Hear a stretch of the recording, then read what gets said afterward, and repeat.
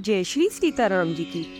काकभूषण दीदी पक्षीराज गुरूर जी को ज्ञान और भक्ति के अंतर के समझाते हुए कहते हैं कि यदि बुद्धि की इस गांठ को कोई खोल दे तो यह जीवात्मा कृतार्थ हो जाएगी, परंतु गांठ को खुलता हुआ जानकर मायाएं अनेक बाधा उत्पन्न करती हैं। हे भाई, बहुत सी रिद्धि सिद्धियों को वह भेज देती है जो आकर बुद्धि को लालच दिखाती है। वे दाव पेच और छल बल करके दीपक के पास पहुंचकर आंचल की वायु से उसे बुझा देती है।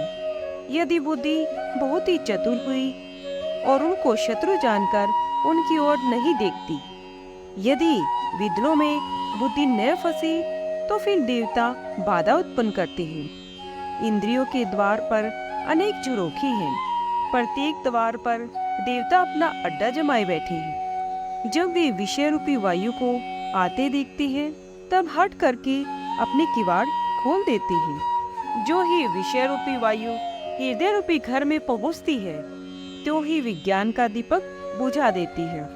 गांठ भी न छूटी और वह उजाला भी मिट गया।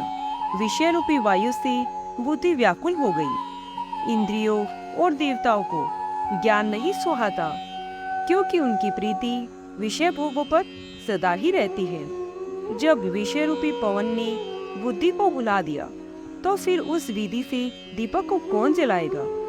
तब जीव अनेक प्रकार से संस्कृति से क्लेश पाते हैं। हे पक्षीराज, प्रभु की माया बहुत ही दुस्तर है, वह सहज में तरी नहीं जाती।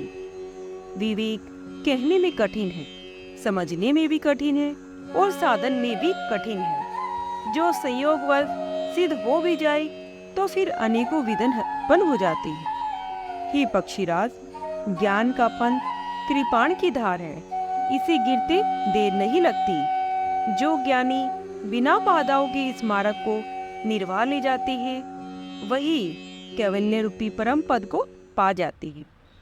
संत, पुराण, वेद और शास्त्र कहते हैं कि कैवल्य रूपी परम पद बहुत ही दुर्लभ है, परंतु हे गोसाई, वही मुक्ति श्री रामचंद्र जी के वजन से बिना इच्छा के ही जबरदस्ती आ जाती है। जैसे बिना भूमि के जल नहीं रहता, चाहे करोड़ों उपाय कर ले, वैसे ही हे गुरु जी, हरि भक्ति को छोड़कर मोक्ष सुखी नहीं रह सकता। ऐसा समझकर बुद्धिमान हरि भक्त मुक्ति का आदर न करके भक्ति पर लुभा जाते हैं। भक्ति करने से बिना उपाय और परिश्रम किए ही संसार को मूल अविद्या का नाश वैसे ही हो जाता है जैसे तृप्ति के लिए भोजन किया जाता है, परंतु उस भोजन को जठराग्नि अपने आप पचा देती। जिसे ऐसी सुगम और सुख देने वाली हरि भक्ति न सुहाए तो बताओ उससे अधिक मूर्ख कौन होगा। हे गुरु जी, सेवक सेव्य भाव के बिना संसार से नहीं तर सकते। ऐसा सिद्धांत समझकर श्री रामचंद्र जी के चरण कमलों को भजिए, जो चेतन को छोड़कर जड़ कर देते हैं और जो जड़ को चेतन कर देते हैं। ऐसे सामर्थ्यवान श्री रामचंद्र जी को जो लोग भजते हैं वे धन्य हैं। मैंने ज्ञान का सिद्धांत समझाकर कहा है, मणि रूपी भक्ति की प्रभुता सुनिए। हे गुरु जी, जिसके हृदय में यह बसती है वह दिन रात अत्यंत प्रकाशित रहता है। उसे दिया, घी, बत्ती कुछ भी नहीं चाहिए। मोह रूपी दरिद्र उसके पास नहीं आता और लोभ रूपी वायु उसे बुझा नहीं सकती। अविद्या रूपी अंधकार मिट जाता है। मद आदि पतंगों के समूह हार जाते हैं। काम आदि दुष्ट उसके पास नहीं जाते।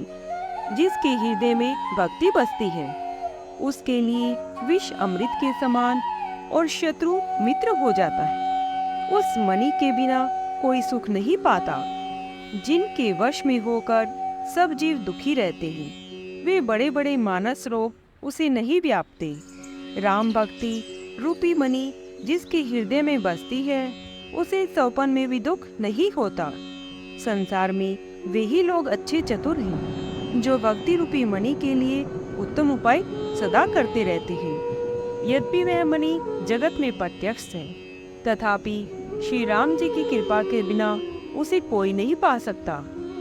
उनके पाने के लिए उपाय बहुत ही सहज हैं, पर अभागे मनुष्य उसे ठुकरा देते हैं। वेद पुराण पवित्र पर्वत हैं, श्री राम कथाएं उनमें सुंदर खाने हैं, संत मर्मी है और सुंदर बुद्धि कुदाल है। ज्ञान और वैराग्य दो नेत्र हैं। जो सह प्रेम खोजता है वह सुखों की खान भक्ति मणि को पाता है। हे प्रभु, मेरे मन में ऐसा विश्वास है कि राम भक्त राम जी से बढ़कर है। श्री राम जी समुंदर है तो दीन सज्जन मेघ है। श्री हरि चंदन के वृक्ष है तो मन वायु है। सबका फल सुंदर हरि भक्ति है। उसे संतों के बिना किसी से नहीं पाया जा सकता। हे गुरु जी, ऐसा विचार कर जो सत्संग करता है उसे श्री राम भक्ति सुलभ हो जाती है। ब्रह्म समुंदर है, ज्ञान मंत्रांचल है और संत देवता जो है उस समुंदर को मत कर कथा रूपी अमृत निकालते हैं, जिससे भक्ति रूपी मधुरता बरसती है। हे गुरु जी, विचार करके देखिए, वैराग्य रूपी ढाल और ज्ञान रूपी तलवार से जो लोग मोह रूपी शत्रुओं को मारकर विजय पाती है, वही भक्ति है। जय श्री सीताराम जी की।